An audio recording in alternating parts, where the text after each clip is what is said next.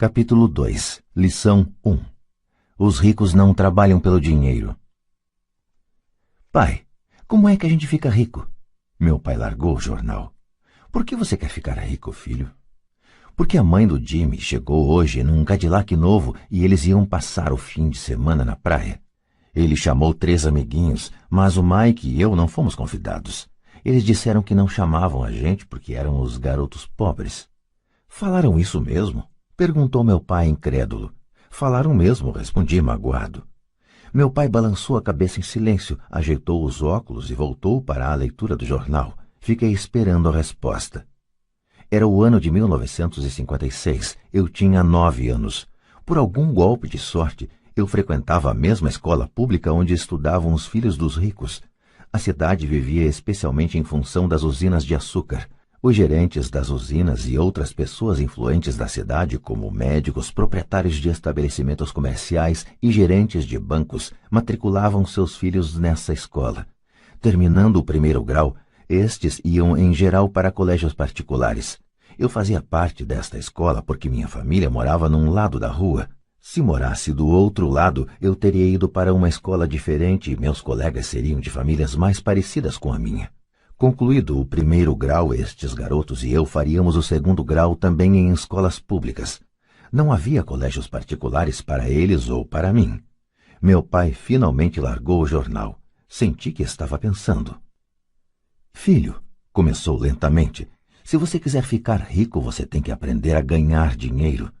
E como ganho dinheiro? Perguntei. Use sua cabeça, filho, respondeu sorrindo. O que na verdade queria dizer... Isso é tudo o que vou lhe dizer, ou não sei a resposta, de modo que não me perturbe. Forma-se uma parceria. Na manhã seguinte, contei para meu melhor amigo Mike o que meu pai tinha falado. Tenho a impressão de que Mike e eu éramos os únicos garotos pobres da escola. Também Mike estava nesta escola por um golpe de sorte. Alguém tinha traçado aleatoriamente a linha divisória dos distritos escolares e nós acabamos na escola dos garotos ricos. Não éramos pobres de verdade, mas sentíamos como se fôssemos porque os demais garotos tinham luvas de beisebol novas, bicicletas novas, tudo novo. Mãe e pai nos davam o básico, comida, teto e roupa, mas isso era tudo. Meu pai costumava falar, se você quiser alguma coisa, trabalhe para obtê-la. Queríamos muitas coisas, mas não havia muito trabalho disponível para garotos de 9 anos. E então como ganhamos dinheiro? Perguntou Mike. Não sei, respondi. Mas você quer ser meu sócio? Ele concordou e naquele sábado de manhã, Mike se tornou meu primeiro sócio nos negócios. Gastamos toda a manhã imaginando formas de ganhar dinheiro. De vez em quando falávamos dos caras legais que estavam se divertindo na casa de praia de Jimmy. Sentíamos uma certa mágoa, mas era uma mágoa boa, pois nos inspirou a ficar pensando em como ganhar dinheiro. Finalmente, nessa tarde, um lampejo surgiu em nossas mentes. Era uma ideia que Mike havia tirado de um livro de ciências que lera. Empolgados, demos um aperto de mão e a sociedade agora tinha um objetivo. Durante as semanas seguintes, Mike e eu percorremos a vizinhança pedindo aos vizinhos que guardassem para nós os tubos vazios de pasta de dentes. Intrigados, muitos adultos concordavam sorrindo. Alguns perguntavam o que estávamos fazendo. Respondíamos, não dá para contar, é um segredo de negócios. Conforme as semanas passavam, mamãe ficava nervosa. Tínhamos escolhido um lugar perto da máquina de lavar roupas para estocar nossa matéria-prima. Numa caixa de papelão que contivera vidros de molho de tomate, acumulava-se nossa pilha de tubos de pasta de dentes usados. Finalmente, mamãe deu uma bronca. Não aguentava mais ver aquele monte de tubos espremidos na maior confusão. — O que vocês estão fazendo, garotos? — perguntou. E não me venham novamente com a desculpa de que é um segredo de negócios. Deem um jeito nessa bagunça ou jogo tudo fora. Mike e eu argumentamos, explicamos que em breve teríamos o suficiente para começar a produção. Dissemos que estávamos esperando que alguns vizinhos acabassem de usar suas pastas para que pudéssemos recolher os tubos. Mamãe nos deu 1 semana de prazo. Antecipamos a data do início da produção. A pressão aumentava. Minha primeira sociedade já estava sendo ameaçada por uma notificação de despejo do nosso armazém, feita por minha própria mãe. Mike se encarregou de apressar o consumo das pastas, informando que os dentistas recomendavam a escovação mais frequente dos dentes. Comecei a instalar a linha de produção. Um dia meu pai chegou em casa com um amigo para mostrar como os garotos operavam a linha de produção a todo vapor perto da garagem. Por todo o lugar havia uma fina poeira branca. Numa mesa comprida se alinhavam embalagens de leite trazidas da escola e no forno japonês da família as brasas do carvão brilhavam gerando o máximo de calor. Papai caminhava com cuidado, o carro fora estacionado próximo ao portão da rua porque a linha de produção estava na frente da porta da garagem. Quando ele e seu amigo se aproximaram, viram uma vasilha de aço em cima das brasas e dentro dela os tubos de pasta de dentes derretiam. Naquela época, não havia tubos de pasta de dentes de plástico, eles eram de chumbo. Por isso, depois que a pintura queimava, os tubos dentro da vasilha derretiam até ficarem líquidos. Com a ajuda do pegador de panela da mamãe, nós despejávamos o chumbo derretido através de um pequeno furo nas embalagens de leite, que estavam recheadas de gesso. O pó branco do gesso, que ainda não fora misturado à água, estava por toda parte. Com a pressa tínhamos derrubado o saco de gesso e parecia que toda a área fora atingida por uma nevasca. As embalagens de leite vazias serviam para fazer moldes de gesso. Meu pai e seu amigo nos observavam enquanto vertíamos o chumbo derretido num pequeno buraco no topo de um cubo de gesso. Cuidado, disse meu pai. Fiz que sim com a cabeça sem olhar para cima. Quando terminei de colocar o chumbo derretido, larguei a vasilha e sorri para meu pai. O que vocês estão fazendo? Perguntou com um sorriso cauteloso. Estamos fazendo o que você me mandou fazer. Estamos nos tornando ricos, respondi. Somos sócios, disse Mike, sorrindo e balançando a cabeça. E o que há nesses moldes de gesso? Perguntou papai. Veja, falei. Esta vai ser uma boa fornada. Com um pequeno martelo, bati no selo que dividia o cubo em dois. Com cuidado puxei a parte de cima do molde de gesso e uma moedinha de chumbo caiu. Minha nossa, falou papai, vocês estão cunhando moedinhas de chumbo? Certo, falou Mike. Estamos fazendo o que o senhor disse, estamos fazendo dinheiro. Em inglês, usa-se a mesma expressão para significar fazer e ganhar dinheiro, make money. O amigo de meu pai se virou e caiu na gargalhada. Meu pai sorriu e balançou a cabeça.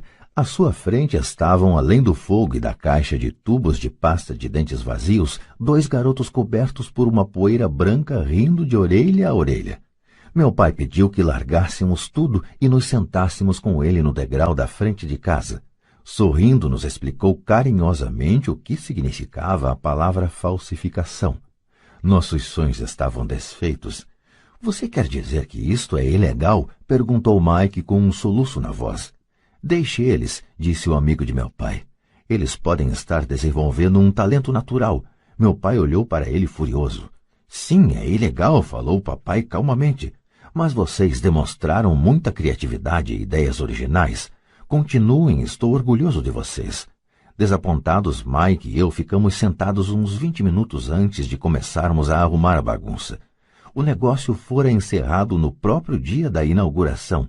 Varrendo a poeira, olhei para Mike e falei. Acho que Jimmy e os amigos dele estavam certos. Somos pobres. Quando falei isso, meu pai já estava saindo. Garotos, falou, vocês só serão pobres se desistirem.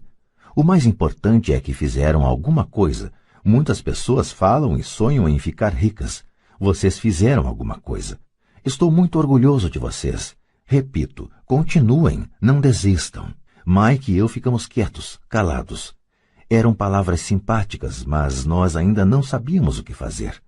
Então por que você não é rico, papai? Perguntei. Porque resolvi ser professor. Os professores não estão muito preocupados em ficar ricos. Nós gostamos de ensinar. Gostaria de poder ajudar vocês, mas na verdade não sei como ganhar dinheiro. Mike e eu voltamos à arrumação. Falou meu pai, se vocês querem aprender como enriquecer, não perguntem para mim. Falem com seu pai, Mike. Meu pai? Perguntou Mike, surpreso. Sim, seu pai, repetiu papai com um sorriso.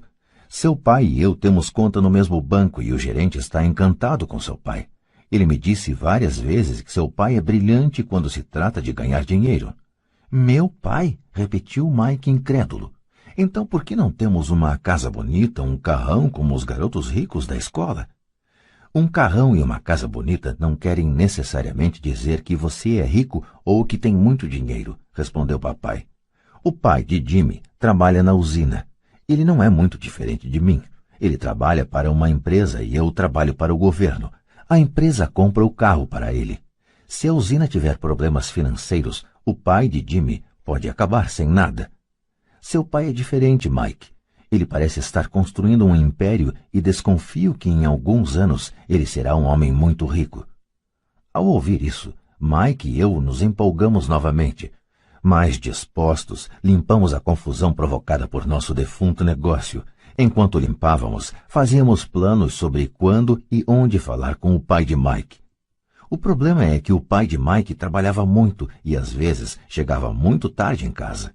Ele era dono de armazéns, de uma empresa de construção, de uma cadeia de lojas e de 3 restaurantes. Eram os restaurantes que o faziam voltar para casa tarde. Acabada a limpeza, Mike se despediu. Ele iria falar com seu pai à noite e perguntar se este queria nos ensinar a ficar ricos. Mike prometeu me ligar assim que tivesse uma resposta, mesmo que fosse tarde. Às 20h30 tocou o telefone. Ok, falei. Sábado que vem, e desliguei. O pai de Mike concordara em conversar conosco. Às 7h30 de sábado, peguei o ônibus para o lado pobre da cidade.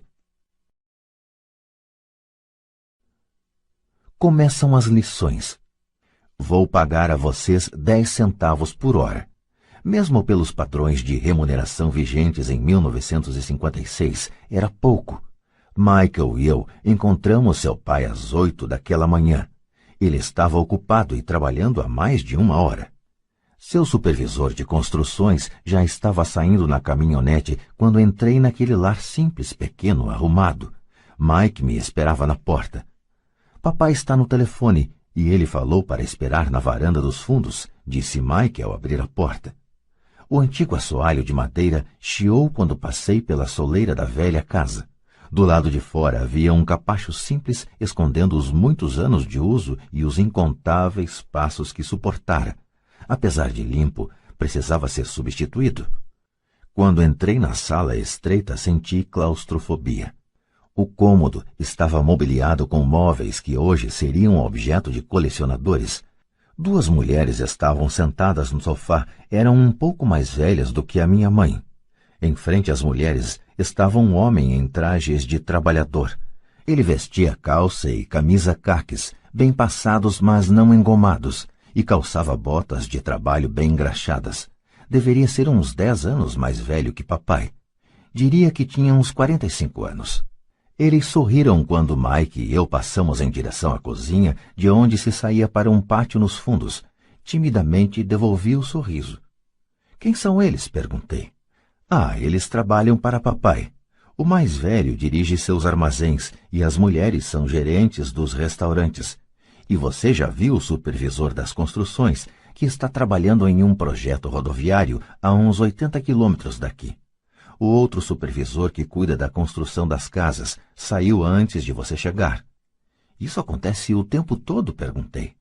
Nem sempre, mas muitas vezes, disse Mike sorrindo enquanto puxava uma cadeira para sentar perto de mim. Perguntei ao papai se ele vai nos ensinar a ganhar dinheiro, disse Mike. E o que ele respondeu? Perguntei com cautelosa curiosidade. Bom, primeiro me encarou com uma expressão engraçada e então falou que iria nos fazer uma oferta. Respondi balançando a cadeira para trás em direção à parede. A cadeira em que sentava se sustentava nos pés de trás. Mike fazia o mesmo. Você sabe o que ele vai nos oferecer? Perguntei. Não, mas a gente já vai descobrir. De repente, o pai de Mike passou pela porta de tela e pisou no alpendre. Mike e eu pulamos, ficando em pé não por respeito, mas pelo susto que levamos. Prontos, garotos? Perguntou o pai de Mike, puxando uma cadeira para sentar perto de nós. Fizemos que sim com a cabeça e aproximamos as cadeiras. Ele era um homem grande, com cerca de 1,80 m e 100 quilos. Meu pai era mais alto, pesava mais ou menos o mesmo e era 5 anos mais velho que o pai de Mike. Eles eram de certo modo parecidos, embora de origens étnicas diferentes. Talvez tivessem energias semelhantes. Mike falou que você quer aprender a ganhar dinheiro. É isso mesmo, Robert? Rapidamente assenti com a cabeça, não sem uma pequena sensação de intimidação. Senti muito poder por trás de suas palavras e de seu sorriso. Muito bem, eis a minha oferta. Vou ensinar a vocês, mas não como em uma sala de aula. Vocês trabalham para mim, eu ensino a vocês. Vocês não trabalham para mim, eu não ensino a vocês. Posso ensinar mais rápido se trabalharem e não fico perdendo tempo se só ficarem sentados escutando, como fazem na escola. Esta é minha oferta, é pegar ou largar. Posso fazer uma pergunta antes, falei. Não, é pegar ou largar. Tenho trabalho demais para perder tempo. De qualquer modo, se você não puder se decidir logo, não vai aprender nunca a ganhar dinheiro. As oportunidades vêm e vão. Ser capaz de tomar decisões rápidas é uma habilidade importante. Você tem a oportunidade que pediu. As aulas começam em 10 segundos, respondeu o pai de Mike com um sorriso incentivador. Topo, respondi. Topo, respondeu Mike. Bom, falou o pai de Mike. A senhora Martin vai chegar daqui a 10 minutos. Depois que eu conversar com ela, vocês a acompanham até minha lojinha e já podem começar. Vou lhes pagar 10 centavos por hora e vocês terão que trabalhar 3 horas todo sábado. Mas hoje tem um jogo de beisebol, falei. O pai de Mike abaixou a voz e falou com seriedade. É pegar ou largar, disse. Topo, respondi, decidindo trabalhar em lugar de jogar beisebol. 30 centavos depois. Às 9 de uma bela manhã de sábado, Mike e eu estávamos trabalhando para a senhora Martin. Ela era uma mulher bondosa e paciente. Sempre dizia que eu e Mike a lembrávamos de seus 2 filhos, que já estavam crescidos e não moravam com ela. Apesar de bondosa, ela acreditava no trabalho árduo e nos fazia trabalhar. Era uma chefe rigorosa. Passávamos 3 horas pegando latas das prateleiras e espanando-as para depois recolocá-las no lugar. Era uma tarefa incrivelmente monótona. O pai de Mike, que eu chamo de meu pai rico, era dono de 9 dessas lojinhas com amplos estacionamentos. Eram as primeiras versões das lojas de conveniência. Nesses pequenos armazéns de bairro, as pessoas compravam artigos como leite, pão, manteiga e cigarros. O problema é que no Havaí, e isto aconteceu antes do ar-condicionado, não se podia fechar a porta das lojas por causa de calor. Nestas havia 2 amplas portas que davam para a rua e para o estacionamento. Cada vez que um carro passava ou estacionava, levantava poeira que se acumulava nas prateleiras. Portanto, tínhamos um emprego que duraria enquanto não houvesse ar-condicionado. Durante 3 semanas, Mike e eu comparecemos aos sábados à loja da senhora Martin e trabalhamos durante 3 horas. Ao meio-dia, terminava nosso trabalho e ela nos dava 3 pratinhas de 10 centavos. Mas nem aos 9 anos, em meados da década de 1950, 30 centavos eram algo muito empolgante. Na época, um gibi custava 10 centavos, de modo que, em geral, eu gastava meu dinheiro com revistas em quadrinhos e voltava para casa. Na quarta-feira da 4ª semana, eu já estava a fim de largar. Tinha concordado em trabalhar só porque eu queria aprender a ganhar dinheiro com o pai do Mike, mas agora era um escravo por 10 centavos a hora. E ainda por cima, não tinha voltado a ver o pai do Mike desde aquele sábado. Desisto, falei para Mike na hora do almoço. O almoço da escola era horrível. A escola era monótona e agora já nem podia esperar pelos sábados. Mas o que estava me perturbando eram os 30 centavos. Desta vez Mike sorriu. De que é que você está rindo? Perguntei zangado e frustrado. Papai falou que isso ia acontecer. Ele disse para você procurá-lo quando estivesse a fim de largar. O quê? Disse indignado. Ele está esperando que eu fique saturado? Por aí, falou Mike. O papai é meio diferente. Ele ensina de modo diferente do seu pai. Seu pai e sua mãe falam muito. Meu pai é tranquilo e caladão. Espere até sábado. Vou falar para ele que você está a fim de largar. Você está dizendo que eu fui enrolado? Não, não é isso, mas pode ser. Papai vai explicar no sábado. Fazendo fila no sábado. Estava pronto e preparado para enfrentá-lo. Até meu pai de verdade estava furioso com ele. Meu verdadeiro pai, aquele que chamo de pai pobre, pensou que meu pai rico estava infringindo a legislação sobre trabalho de menores e deveria ser investigado. Meu instruído pai pobre me falou que eu deveria exigir o que merecia, pelo menos 25 centavos por hora. Falou ainda que se não conseguisse o aumento deveria me demitir imediatamente. De qualquer maneira, você não precisa dessa droga de emprego, falou meu pai pobre indignado. Às 8 da manhã de sábado, eu estava entrando pela velha porta da casa de Mike. Sente e espere na fila, falou o pai de Mike quando entrei. Ele então se virou e foi para o pequeno escritório que ficava junto de um quarto de dormir. Olhei em volta e não vi Mike em lugar algum. Achando tudo meio esquisito, sentei perto daquelas duas mulheres, as mesmas que lá estavam 3 semanas antes. Elas sorriram e me deram um lugar no sofá. Passaram-se 45 minutos e eu estava possesso. As duas mulheres já tinham falado com ele e saído há meia hora. Um senhor mais velho ficou lá 20 minutos e foi embora. A casa estava vazia e eu sentado na sala antiquada, escura numa bela manhã do Havaí, esperando para falar com um avarento explorador de menores. Podia ouvi-lo se movimentando no escritório, falando ao telefone e me ignorando. Queria sair dali, mas por alguma razão fiquei. Finalmente, 15 minutos depois, exatamente às 9, o pai rico apareceu sem dizer palavra e me fez sinal com a mão para entrar no modesto escritório. Parece que você está querendo um aumento ou vai largar, falou o pai rico rodando a cadeira giratória. Bem, o senhor não está cumprindo sua parte do acordo. Falei quase em prantos. Para um garoto de 9 anos era de fato apavorante confrontar um adulto. O senhor falou que se eu trabalhasse para o senhor ia me ensinar.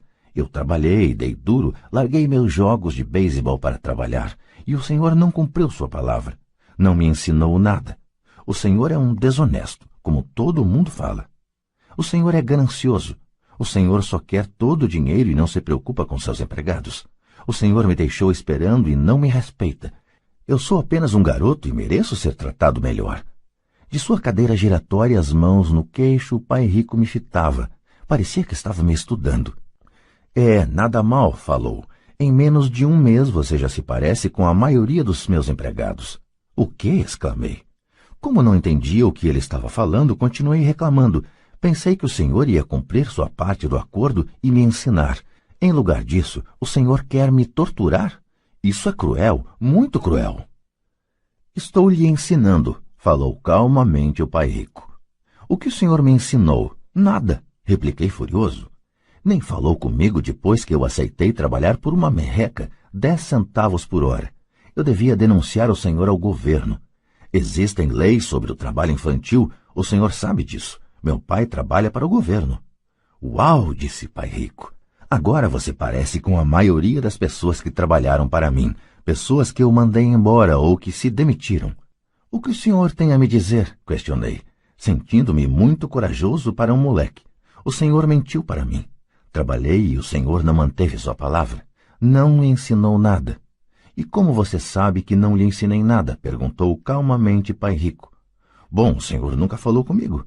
Trabalhei 3 semanas e o senhor não me ensinou nada, disse com cara de zangado. Ensinar quer dizer falar ou dar uma aula? Perguntou o pai rico. Sim, lógico, respondi. É assim que a escola ensina, ele disse sorrindo. Mas não é assim que a vida ensina você, e eu diria que a vida é o melhor dos mestres. Na maioria das vezes a vida não fala com você. É mais como se ela lhe desse um empurrão. Cada empurrão é a vida dizendo, acorde, quero que aprenda alguma coisa. Do que este cara está falando? Pensei com meus botões. A vida me empurrando era a vida falando comigo? Agora tinha certeza que deveria largar o emprego. Eu estava falando com alguém que não regulava bem. Se você aprender as lições da vida, você vai se dar bem. Senão, a vida vai continuar dando trancos em você. Alguns apenas deixam a vida continuar batendo neles. Outros ficam zangados e batem de volta. Mas eles batem no patrão ou no emprego, no marido ou na mulher. Eles não sabem que é a vida que está batendo. Eu não tinha a menor ideia do que ele estava falando. A vida bate em todos nós, alguns desistem, outros lutam, alguns aprendem a lição e seguem em frente. Eles recebem satisfeitos os trancos da vida. Para estes, isto quer dizer que precisam e querem aprender alguma coisa. Eles aprendem e prosseguem em frente. A maioria desiste e uns poucos, como você, lutam. Pai rico ficou em pé e fechou a velha janela de madeira que precisava de conserto. Continuou. Se você aprender esta lição, você se tornará um jovem sábio, rico e feliz. Se você não aprender, passará a vida culpando um emprego, um baixo salário ou seu chefe pelos seus problemas. Passará sua vida esperando por um golpe de sorte que resolva seus problemas de dinheiro. Pai Rico olhou para mim a fim de verificar se eu ainda estava ouvindo. Seus olhos encontraram os meus. Estabeleceu-se uma comunicação entre nossos olhares. Finalmente me afastei ao perceber que tinha assimilado esta última mensagem. Sabia que ele estava certo. Eu o estava culpando e eu tinha pedido para aprender. Eu estava lutando. Pai Rico continuou. Se for o tipo de pessoa que não tem garra, desistirá toda vez que a vida bater em você. Se for uma pessoa assim, passará sua vida buscando segurança, fazendo as coisas certas, esperando por algo que nunca vai acontecer. E então morrerá como um velho rabugento. Terá um monte de amigos que gostam de você, porque é um cara trabalhador. Você passa a vida na rotina fazendo as coisas certas, mas a verdade é que a vida o leva à submissão. No fundo, você tem pavor de se arriscar. Queria, na verdade, vencer, mas o medo de perder é maior do que o entusiasmo da vitória. No íntimo, só você saberá que não foi atrás disso. Você escolheu a segurança. Nossos olhos voltaram a se encontrar. Por 10 segundos, ficamos nos encarando, e só depois que a mensagem foi recebida, nossos olhos se afastaram. O senhor estava me empurrando? Perguntei. Algumas pessoas achariam isso. Sorriu Pai Rico. Eu diria que apenas lhe mostrei o gostinho da vida. Que gostinho da vida? Respondi ainda zangado, mas agora curioso. Pronto até para aprender. Vocês dois garotos foram as primeiras pessoas na vida que me pediram para lhes ensinar a ganhar dinheiro. Tenho mais de 150 empregados e nenhum deles me perguntou o que eu sei sobre dinheiro. Eles me pedem um emprego e um salário, mas nunca que lhes ensine sobre dinheiro. De modo que a maioria deles passará os melhores anos de suas vidas trabalhando pelo dinheiro, sem entender realmente para que é que eles estão trabalhando. Eu estava ouvindo atentamente. Assim, quando Mike falou que você queria aprender como ganhar dinheiro, resolvi planejar um curso que se aproximasse da vida real. Eu poderia falar horas, mas você não escutaria nada. Portanto, resolvi deixar que a vida batesse um pouco em você para que pudesse me escutar. É por isso que só pago 10 centavos. E qual é a lição que aprendi trabalhando por 10 centavos a hora? Perguntei. Que você é mesquinho e explora seus empregados?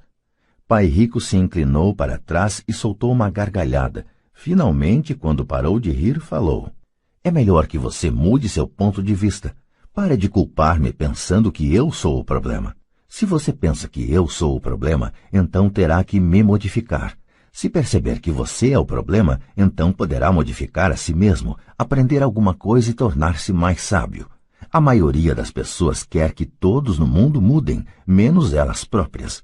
Mas eu lhe digo, é mais fácil mudar a si próprio que a todos os demais. Não entendo, falei. Não me culpe por seus problemas, falou o Pai Rico dando sinais de impaciência. Mas o senhor só me paga 10 centavos. E então o que você está aprendendo? Perguntou o Pai Rico com um sorriso. Que o senhor é mesquinho, respondi com uma risadinha. Está vendo, você acha que eu sou o problema, retrucou o Pai Rico. Mas o senhor é? Bem, continue assim e você não aprenderá nada. Pense que sou o problema, então quais são suas escolhas? Bem, se o senhor não me pagar mais ou não me respeitar mais e me ensinar, eu largo tudo. Muito bem, disse Pai Rico. E isso é exatamente o que faz a maioria das pessoas. Elas se demitem e começam a procurar outro emprego, uma oportunidade melhor e um salário mais alto, pensando que um novo emprego ou um salário mais alto resolverão o problema. Não é o que acontece na maioria dos casos. Então, o que resolve o problema? Perguntei. Pegar esses miseráveis 10 centavos por hora e sorrir? Pai Rico sorriu. Isso é o que fazem as outras pessoas. Apenas aceitam o pagamento sabendo que eles e suas famílias lutarão com dificuldades financeiras. Mas é tudo o que fazem, esperando um aumento na ilusão de que mais dinheiro resolverá o problema. A maioria se conforma e alguns procuram um segundo emprego, trabalhando mais, mas continuam aceitando um contra-cheque ínfimo. Fiquei olhando para o chão, começando a entender a lição que Pai Rico estava apresentando. Podia sentir que tinha um gosto de vida.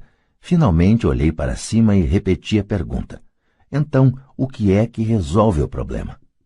Isto, disse ele, dando-me um ligeiro tapinha na cabeça. Essa coisa que está entre suas orelhas. Foi nesse momento que Pai Rico me mostrou o ponto de vista central que o separava de seus empregados e de meu pai pobre, e que mais tarde o levou a tornar-se um dos homens mais ricos do Havaí, enquanto meu pai, muito instruído, mas pobre, lutou com problemas financeiros durante toda a sua vida. Era um ponto de vista singular que faz toda a diferença durante uma vida inteira. Pai Rico repetia de vez em quando esse ponto de vista que eu chamo a lição 1.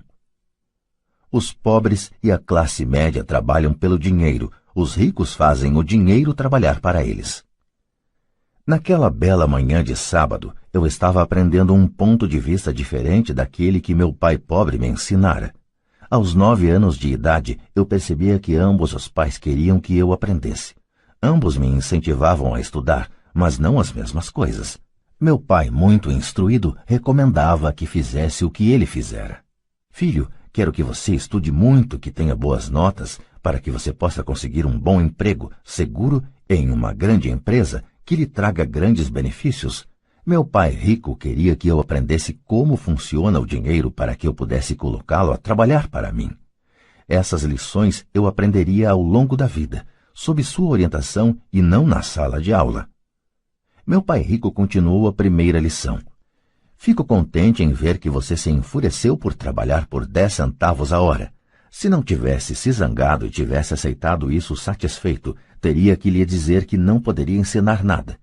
Veja, aprender de verdade exige energia, paixão e um desejo ardente.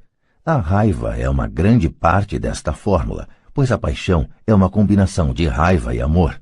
No caso do dinheiro, a maioria das pessoas prefere não arriscar e se sentir seguras, ou seja, não são conduzidas pela paixão, são conduzidas pelo medo. É por isso que elas aceitam um emprego com salário baixo? Perguntei. Sim, respondeu Pai Rico. Algumas pessoas dizem que eu exploro os empregados porque não pago tanto quanto a usina de açúcar ou o governo. Eu digo que as pessoas se exploram a elas mesmas. O medo é delas, não meu. Mas o senhor não acha que deveria pagar mais para elas? Indaguei. Não tenho que fazê-lo. E, além disso, mais dinheiro não vai resolver o problema. Veja seu pai. Ele ganha bastante dinheiro e ainda assim não dá conta das despesas. A maioria das pessoas, se receber mais dinheiro, apenas passará a se endividar mais. Daí os 10 centavos por hora, eu disse rindo. É parte da lição. Certo, sorriu Pai Rico. Você vê, seu pai estudou muito de modo que conseguiu um salário alto, mas ele ainda tem problemas financeiros porque nunca aprendeu nada sobre dinheiro na escola. E ainda por cima, ele acredita em trabalhar pelo dinheiro. E o senhor não acredita? Perguntei. Não, de verdade não, disse Pai Rico. Se você quiser aprender a trabalhar pelo dinheiro, então fique na escola. É um bom lugar para aprender isso. Mas se você quer aprender como fazer o dinheiro trabalhar para você, então vou lhe ensinar como fazer. Mas só se você quiser aprender. E todo mundo não quer aprender isso? Indaguei. Não, respondeu Pai Rico, simplesmente porque é mais fácil aprender a trabalhar pelo dinheiro, em especial se o medo é a principal emoção quando se trata de discutir dinheiro. Não estou entendendo, retruquei, franzindo as sobrancelhas. Não se preocupe com isso por enquanto. Saiba apenas que é o medo que faz a maioria das pessoas trabalhar num emprego. O medo de não pagar as contas, o medo de ser mandado embora, o medo de não ter dinheiro suficiente, o medo de começar de novo. Esse é o preço de aprender uma profissão ou habilidade e então trabalhar pelo dinheiro. A maioria das pessoas se torna escrava do dinheiro e fica zangada com o patrão. Aprender a pôr o dinheiro a trabalhar para a gente é um tipo de estudo totalmente diferente? Perguntei. Sem dúvida, respondeu Pai Rico. Ficamos sentados em silêncio contemplando a bela manhã. Meus amigos deviam estar começando seu jogo de beisebol infantil, e por alguma razão, agora eu estava feliz de ter decidido trabalhar por 10 centavos a hora. Sentia que estava a ponto de aprender alguma coisa que meus colegas não aprenderiam na escola. Pronto para aprender? Perguntou Pai Rico. Sem dúvida, respondi com um risinho. Estou cumprindo minha promessa. Estive ensinando a você de longe, falou Pai Rico. Aos 9 anos de idade, você teve um gostinho do que é trabalhar pelo dinheiro. Multiplique seu mês passado por 15 anos e você terá uma ideia do que muitas pessoas passam a vida fazendo. Não entendo, falei. Como você se sentiu esperando na fila para falar comigo, uma vez para ser contratado e outra para pedir um aumento? Péssimo, disse. Quando se opta por trabalhar pelo dinheiro, essa é a vida que levam muitas pessoas, disse Pai Rico. E como se sentiu quando a senhora Martin pôs na sua mão 30 centavos por 3 horas de trabalho? Achei que não era suficiente, parecia que não valia nada. Fiquei desapontado, respondi.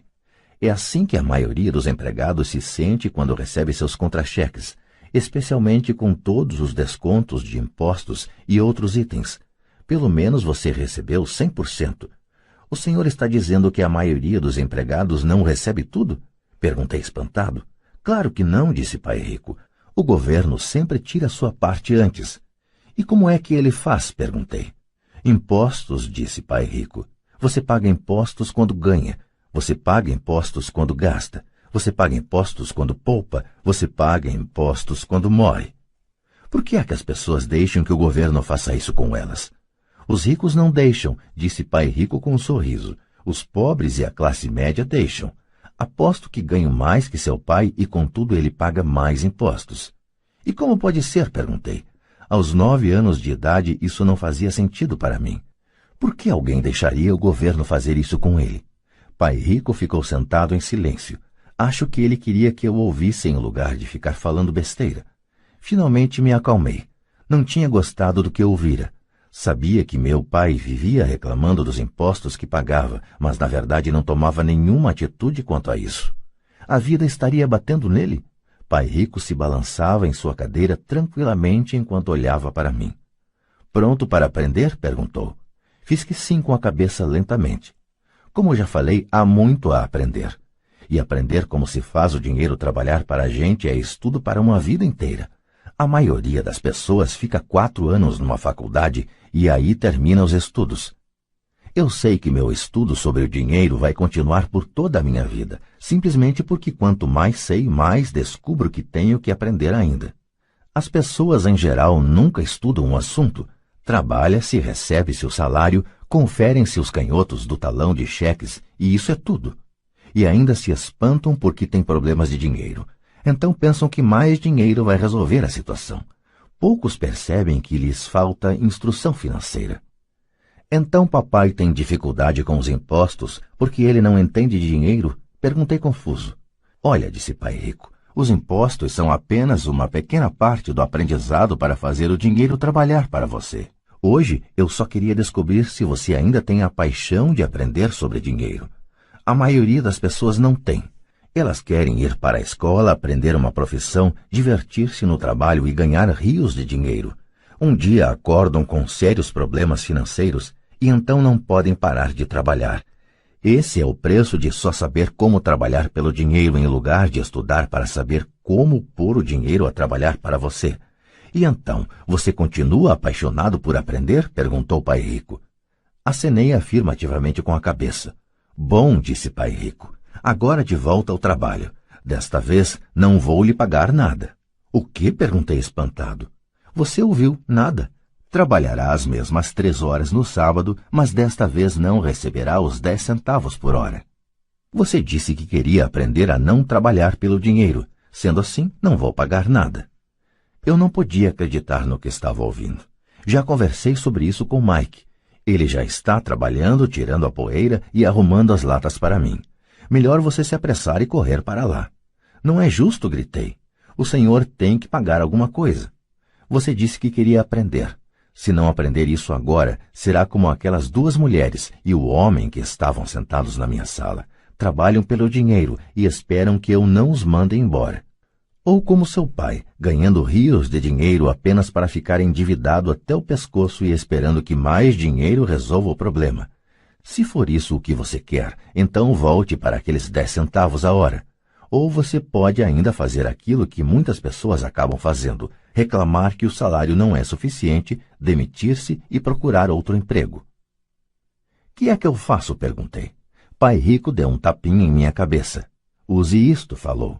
Se você usar bem, logo estará me agradecendo por ter lhe dado uma oportunidade de se tornar um homem rico. Fiquei parado, sem acreditar que eu estivesse embarcando nessa canoa.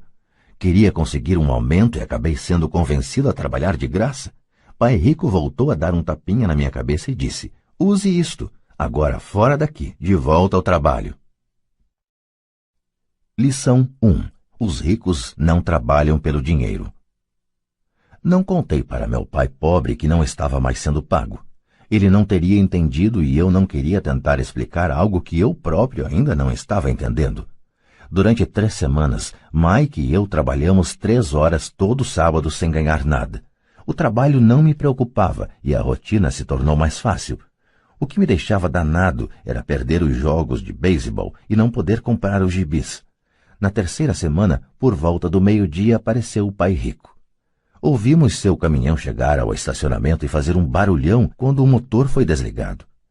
Ele entrou na loja e cumprimentou a senhora Martin com um abraço. Depois de verificar como a loja estava indo, ele abriu o freezer dos sorvetes, pegou 2 picolés, pagou e chamou a mim e a Mike. Vamos dar uma voltinha, moçada.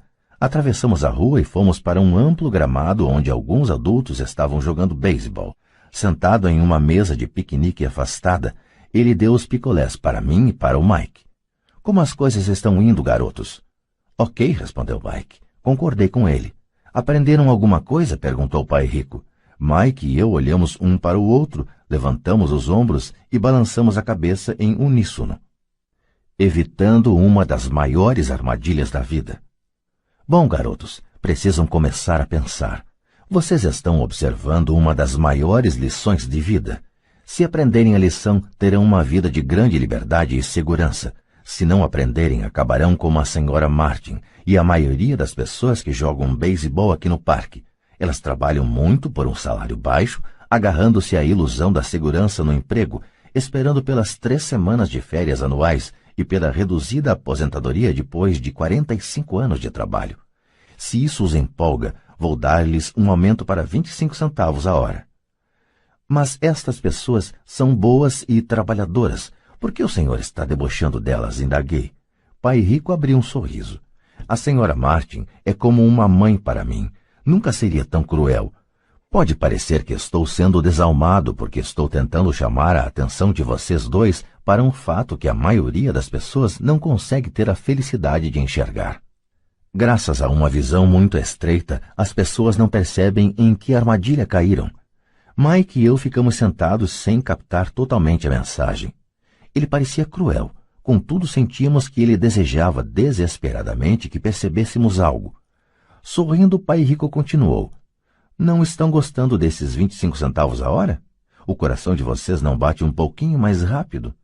Fiz um não com a cabeça, mas na realidade meu coração batia mais rápido. Para mim, 25 centavos a hora representava uma fortuna. Ok, vou pagar $1 a hora, prosseguiu o Pai Rico com um sorriso malicioso.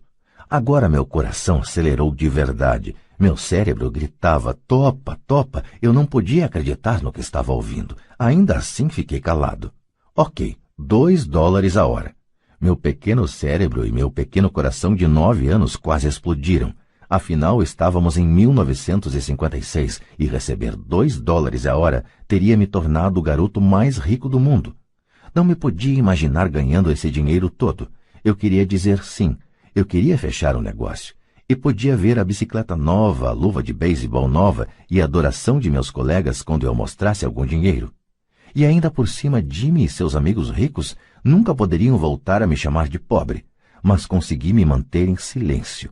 Quem sabe tivesse torrado os miolos e queimado um fusível, mas no fundo do coração eu queria loucamente esses $2 a hora. O sorvete estava se derretendo e escorregando pela minha mão. As formigas se deliciavam com a pasta melada de baunilha e chocolate. Pai Rico olhava para 2 garotos que o olhavam de volta embasbacados. Ele sabia que estava nos testando e ele sabia que parte de nossas emoções queria topar a parada. Sabia que todo ser humano tem uma parte fraca e necessitada de suas almas que pode ser comprada. E sabia que todo ser humano também tinha uma parte da alma que era forte e que jamais se deixaria comprar. A questão era saber qual prevaleceria. Ele tinha testado milhares de almas ao longo de sua vida. Ele testava almas toda vez que entrevistava um candidato a emprego. Ok, $5 a hora. De repente fez-se um silêncio dentro de mim. Alguma coisa tinha mudado. A oferta era grande demais e se tornara ridícula. Nem muitos adultos ganhavam $5 por hora em 1956. A tentação se esvaiu e a calma se instalou. Lentamente me virei para a esquerda para olhar Mike. Ele devolveu meu olhar. A parte de minha alma que era fraca e necessitada estava silenciada. A parte que não se vendia estava à frente. Então uma calma e uma certeza sobre o dinheiro invadiram meu cérebro e minha alma. Sabia que Mike também chegara a esse ponto. Muito bem, disse Pai Rico suavemente. A maioria das pessoas tem um preço. E tem um preço por causa de duas emoções humanas, o medo e a ambição. Primeiro, o medo de não ter dinheiro as leva a trabalhar arduamente, e quando recebem o contra-cheque, a ambição ou o desejo as leva a pensar nas coisas maravilhosas que podem ser compradas. Então se define o padrão. Que padrão? Perguntei. Acordar, ir para o trabalho, pagar contas, acordar, ir para o trabalho, pagar contas. Suas vidas, então, são conduzidas sempre por duas emoções, medo e ambição. Ofereça-lhes mais dinheiro e elas continuarão o ciclo, aumentando também as despesas. É isso que chamo de corrida dos ratos. E há outro jeito? Perguntou Mike. Sim, disse Pai Rico, mas poucas pessoas o descobrem. E qual é esse jeito? Perguntou Mike. É o que espero que vocês descubram enquanto trabalham e estudam comigo. É por isso que acabei com todas as formas de pagamento. Alguma dica? Perguntou Mike. Estamos um pouco cansados de trabalhar muito, especialmente sem receber. Bem, o primeiro passo é falar a verdade, disse Pai Rico. Nós não mentimos, falei. Não disse que estavam mentindo, disse para falar a verdade, retrucou Pai Rico. A verdade sobre o quê? Perguntei. Sobre como estão se sentindo, respondeu Pai Rico. Vocês não precisam falar para mais ninguém, só para vocês mesmos. O senhor está dizendo que as pessoas que estão no parque, as pessoas que trabalham para o senhor, a senhora Martin, não fazem isso? Perguntei. Duvido, disse Pai Rico. Elas têm medo de ficar sem dinheiro. Em lugar de enfrentar o medo, elas reagem em vez de pensar. Elas reagem emocionalmente em lugar de usar suas cabeças, disse Pai Rico batendo nas nossas cabeças. Então elas se veem com alguns dólares na mão e novamente as emoções da alegria e do desejo e da ambição se apossam delas e novamente reagem em vez de pensar. São suas emoções que pensam por elas, falou Mike. Certo, falou Pai Rico. Em vez de falar a verdade sobre como se sentem, elas reagem a seus sentimentos e não pensam. Elas sentem o medo, vão para o trabalho esperando que o trabalho acalme esse medo, mas não é isso que acontece. Esse medo antigo as assombra. E elas voltam ao trabalho, esperando novamente que o dinheiro acalme seu medo, e novamente nada. O medo as leva a essa armadilha de trabalhar, ganhar dinheiro, trabalhar, ganhar dinheiro, esperando que o medo vá embora. Mas a cada dia elas acordam, e o velho medo acorda com elas. Para milhões de pessoas, esse velho medo as mantém acordadas de noite, perturbando-as com ansiedade e preocupação. De modo que se levantam e vão para o trabalho esperando que o contra-cheque mate esse medo que lhes rói a alma. O dinheiro conduz suas vidas e elas se recusam a aceitar essa verdade. O dinheiro controla suas emoções e, consequentemente, suas almas.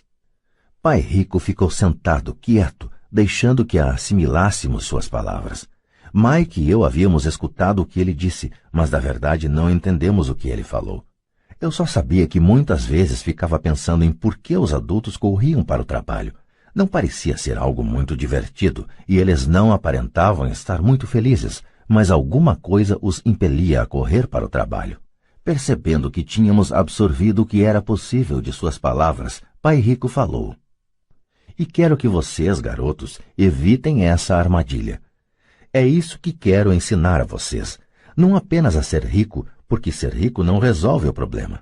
Não resolve? Perguntei surpreso. Não, não resolve. Deixem-me falar desta outra emoção, que é o desejo. Alguns a chamam de ganância, mas eu prefiro desejo. É perfeitamente normal querer coisas melhores, mais bonitas, mais divertidas ou empolgantes. Portanto, as pessoas também trabalham por dinheiro por causa do desejo. Elas desejam o dinheiro pela alegria que acreditam o dinheiro pode comprar. Mas a alegria que o dinheiro traz muitas vezes tem curta duração, e é preciso mais dinheiro para adquirir mais alegria, mais satisfação, mais conforto, mais segurança. Assim continua-se trabalhando, pensando que o dinheiro um dia acalmará suas almas perturbadas pelo medo e pelo desejo. Mas o dinheiro não pode fazer isso. Mesmo para as pessoas ricas? Perguntou Mike. Incluindo os ricos, respondeu o pai rico. De fato, a razão pela qual muitas pessoas são ricas não é o desejo, mas o medo. Elas pensam que o dinheiro pode acabar com seu medo de ficar sem dinheiro, de serem pobres, de modo que acumulam fortunas para descobrir que o medo fica pior. Agora elas receiam perdê-lo. Tenho amigos que continuam trabalhando mesmo quando já têm muito. Sei de pessoas que têm milhões e estão mais apavoradas do que quando eram pobres. Estão aterrorizadas com a possibilidade de perder todo o seu dinheiro. Os medos que as levaram a se tornarem ricas ficam maiores. Essa parte fraca e necessitada de suas almas, na verdade, grita ainda mais forte. Não querem perder suas mansões, seus carros, a vida de luxo que o dinheiro pode comprar. Preocupam-se com o que seus amigos dirão se perderem todo o seu dinheiro. Muitos estão emocionalmente desesperados e neuróticos, embora pareçam ricos e tenham grandes fortunas. Então a pessoa pobre é mais feliz? Perguntei. Não, não acho, replicou o pai rico. Evitar o dinheiro é tão neurótico quanto ser apegado ao dinheiro. Como se isso tivesse sido uma deixa, o mendigo da cidade passou perto de nossa mesa, parou junto ao cesto de lixo e começou a vasculhar. Nós três observamos com grande interesse. Talvez antes o tivéssemos ignorado. Pai rico tirou da carteira uma nota de $1 e fez um gesto para o velho. Este, ao ver o dinheiro, se aproximou imediatamente, pegou a nota, agradeceu profusamente e saiu encantado com sua boa sorte. Ele não é muito diferente da maioria dos meus empregados, disse pai rico. Já encontrei tanta gente que fala, não estou interessado no dinheiro. Contudo, eles trabalham 8 horas por dia nos seus empregos. Isso é uma negação da verdade. Se não estão interessados no dinheiro, então por que é que trabalham? Esse tipo de pensamento é possivelmente mais neurótico do que o de uma pessoa que junta dinheiro. Enquanto eu estava ali sentado, ouvindo meu pai rico, minha mente recordava as inúmeras vezes em que meu próprio pai dizia, não estou interessado no dinheiro. Ele falava isso frequentemente. Também se justificava dizendo sempre, trabalho porque gosto do que faço. Então o que temos que fazer? Perguntei. Não trabalhar pelo dinheiro até perder todos os resquícios de medo e ganância? Não, isso seria uma perda de tempo, falou o pai rico. As emoções são o que nos torna humanos. Elas nos tornam reais. A palavra emoção representa energia em movimento. Seja sincero ao respeito de suas emoções e use sua mente e suas emoções a seu favor, não contra você. Nossa, exclamou Mike. Não se preocupe com o que acabei de falar. Daqui a alguns anos você entenderá melhor. Observe suas emoções, não reaja a elas. A maioria das pessoas não percebe que está pensando com suas emoções. Suas emoções são suas emoções, mas você precisa aprender a pensar por si próprio. O senhor poderia dar um exemplo, pedi? Lógico, retrucou o pai rico. Quando uma pessoa fala de medo, na minha opinião, a resposta é não, especialmente se levarmos em conta a duração da vida da pessoa. O emprego é, na verdade, uma solução de curto prazo para um problema de longo prazo. Mas meu pai sempre fala, vá para a escola, tire notas boas para que possa conseguir um emprego bom e seguro, disse eu, um pouco confuso. Sim, entendo o que ele diz, afirmou o pai rico sorrindo. A maioria das pessoas aconselha isso e costuma considerar uma boa ideia. Mas, em geral, é o medo que leva as pessoas a dar esse conselho. O senhor quer dizer que meu pai fala isso porque tem medo? Sim, respondeu o pai rico. Seu pai está apavorado com a possibilidade de você não ser capaz de ganhar dinheiro e enquadrar-se na sociedade. Não me entenda mal. Ele o ama e quer o melhor para seu filho. E eu acho que seu receio se justifica. Instrução e emprego são coisas importantes, mas elas não resolvem a questão do medo. Veja, é esse mesmo medo que o faz levantar todas as manhãs para ganhar alguns dólares e o que o leva a preocupar-se tanto com que você vá para a escola. E o senhor aconselha o quê? Perguntei. Quero ensinar a vocês o domínio sobre o poder do dinheiro, a não ter medo dele. E isso não é ensinado na escola. Se não aprenderem isso, se tornarão escravos do dinheiro. Começava finalmente a fazer sentido. Ele queria abrir nossos horizontes, mostrar-nos o que a senhora Martin não via, o que seus empregados não viam, ou, por falar nisso, o que meu pai não via. Naquele dia minha visão se ampliou e comecei a vislumbrar a armadilha que aguardava tanta gente. Vejam, em última análise, somos todos empregados. Só que trabalhamos em níveis diferentes, disse Pai Rico. Eu só quero que vocês tenham a chance de escapar da armadilha, a armadilha criada por essas duas emoções, o medo e o desejo. Usem-nas a seu favor, não contra. Isso é o que quero ensinar a vocês. Não estou interessado em ensinar apenas a ganhar rios de dinheiro. Isso não vai cuidar do medo e do desejo. Se primeiramente vocês não cuidarem do medo e do desejo e ficarem ricos, vocês serão apenas escravos bem pagos. E como escapar da armadilha? Perguntei. A causa principal da pobreza ou das dificuldades financeiras está no medo e na ignorância, não na economia, ou no governo, ou nos ricos. É o medo que instalamos em nós mesmos e a ignorância que mantém as pessoas presas na armadilha. Então vocês, garotos, vão para a escola e se formem. Eu lhes ensinarei como não cair na armadilha. As peças do quebra-cabeça começavam a se encaixar. Meu pai instruído tinha ótima formação e uma ótima carreira, mas a escola nunca lhe tinha dito como lidar com o dinheiro ou com seus medos. Tornava-se claro que eu poderia aprender coisas diferentes e importantes com dois pais. O senhor está falando do medo de não ter dinheiro. Como o desejo por dinheiro afeta nosso pensamento? Perguntou Mike. Como você se sentiu quando eu tentei com um aumento no pagamento? Você notou que seu desejo crescia? Balançamos a cabeça afirmativamente. Ao não ceder às suas emoções, vocês foram capazes de adiar suas reações e pensar. Isso é o mais importante. Sempre sentiremos emoções de medo e ambição. Daqui para frente, o mais importante será que vocês usem essas emoções a seu favor e a longo prazo e não apenas deixem que elas os conduzam e controlem seus pensamentos. A maioria das pessoas usam o medo e a ambição contra si mesmas. Isso é o começo da ignorância.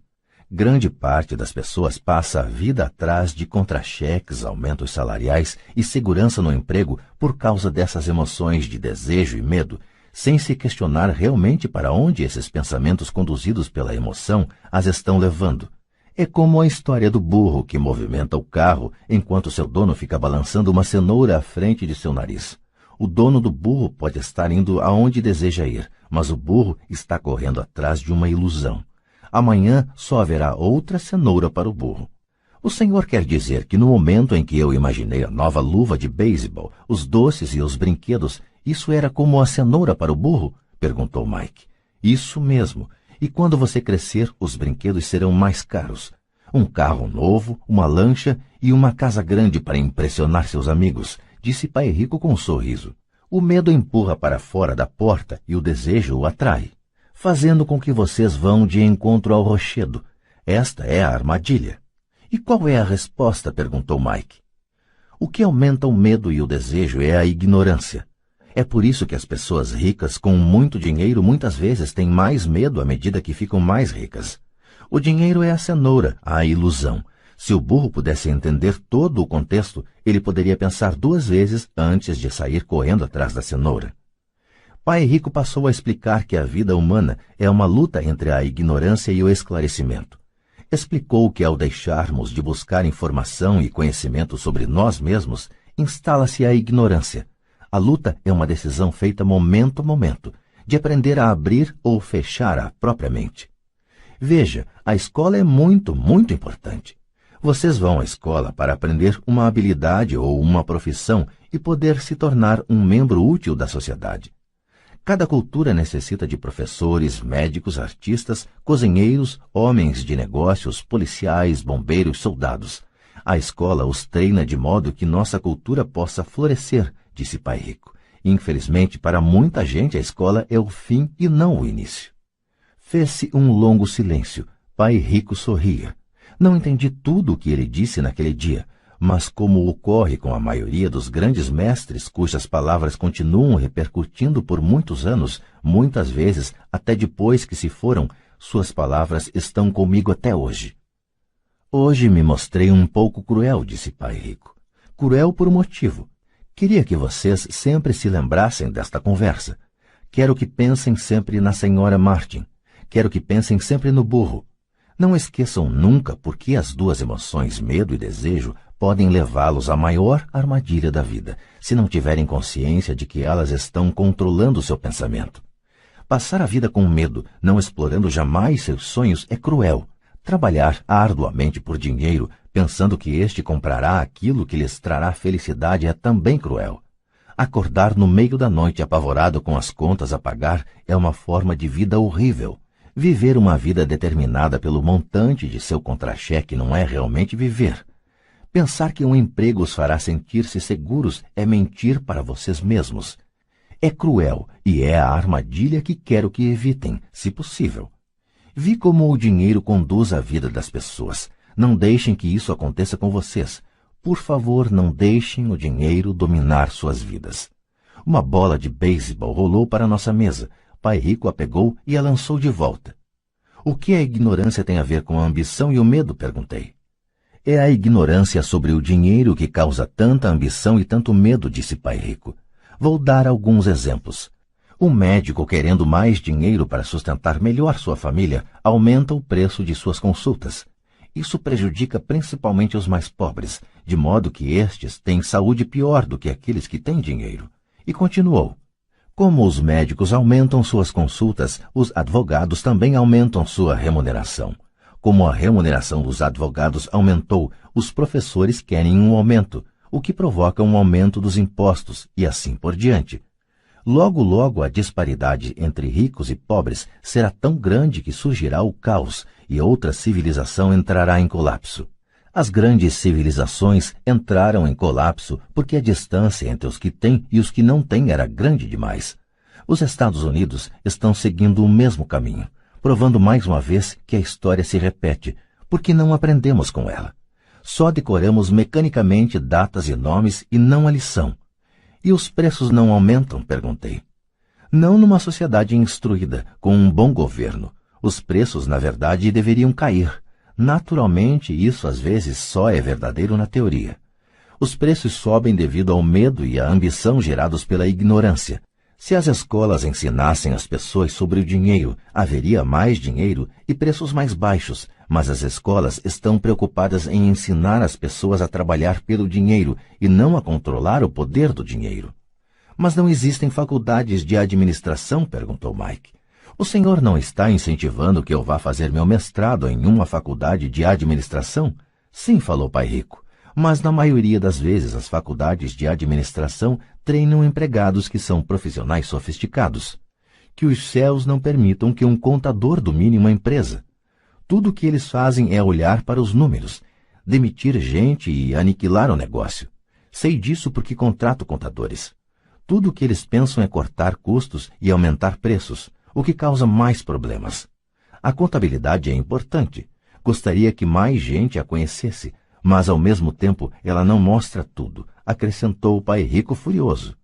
Há uma solução? Perguntou Mike. Sim, disse Pai Rico. Aprenda a usar suas emoções para pensar e não pensar com suas emoções. Quando vocês, garotos, dominaram suas emoções, concordando em trabalhar de graça para mim, eu sabia que havia esperança. Quando novamente vocês resistiram às suas emoções quando os tentei com mais dinheiro, vocês estavam novamente aprendendo a pensar em vez de se renderem às emoções. Este é o primeiro passo. Por que esse primeiro passo é tão importante? Perguntei. Isso vocês terão de descobrir. Quero que vocês aprendam. Vou levá-los pelo caminho dos espinhos. É um lugar que quase todos evitam. Vou levá-los a esse lugar aonde a maioria das pessoas tem medo de ir. Se forem comigo, abandonarão a ideia de trabalhar por dinheiro e aprenderão a fazer o dinheiro trabalhar para vocês. E o que recebemos se formos com o Senhor? O que acontecerá se concordarmos em aprender com o Senhor? O que obteremos? Perguntei. O mesmo que irmão Coelho obteve, disse Pai Rico, libertação da boneca de piche. Referências a personagens de uma conhecida história infantil passada no sul dos Estados Unidos, Uncle Remus, 1881, de Joel C. Harris. Com base nela, Disney criou em 1946 o filme A Canção do Sul. A boneca de piche é usada pela raposa como isca para pegar e livrar-se de seu inimigo, o coelho. Há um caminho de espinhos? Perguntei. Sim, assentiu o pai rico. O caminho de espinhos é nosso medo e nossa ambição. A saída está em pôr de lado o medo e confrontar nossa ambição, nossas fraquezas, nossa carência.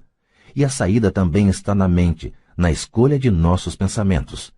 Escolher nossos pensamentos? Perguntou Mike intrigado.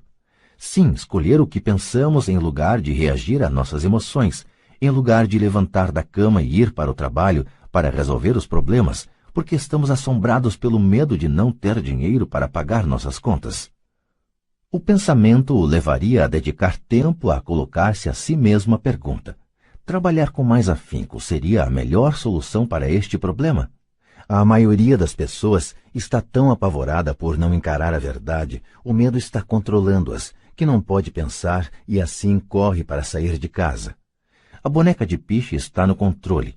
Isto é o que quero dizer quando falo em escolher os pensamentos. E como fazemos isso? Perguntou Mike. Isso é o que vou ensinar a vocês. Vou lhes ensinar como escolher seus pensamentos, em lugar de reagir apavorados tomando o café da manhã afobadamente e disparando porta fora. Lembrem-se do que disse antes, um emprego é apenas uma solução de curto prazo para um problema de longo prazo. A maioria das pessoas só tem um problema em mente, e é de curto prazo. São as contas do fim do mês, a boneca de piche. O dinheiro passa a conduzir suas vidas, ou melhor dizendo, o medo e a ignorância em relação ao dinheiro. Da mesma forma que faziam seus pais, elas acordam toda manhã e vão trabalhar por dinheiro. Não tem tempo de se perguntar se há outra maneira. Suas emoções estão no controle do seu pensamento, não a razão. O senhor pode distinguir o pensar com as emoções do pensar com a cabeça? Perguntou Mike. Sim, eu ouço isso o tempo todo, respondeu o pai rico.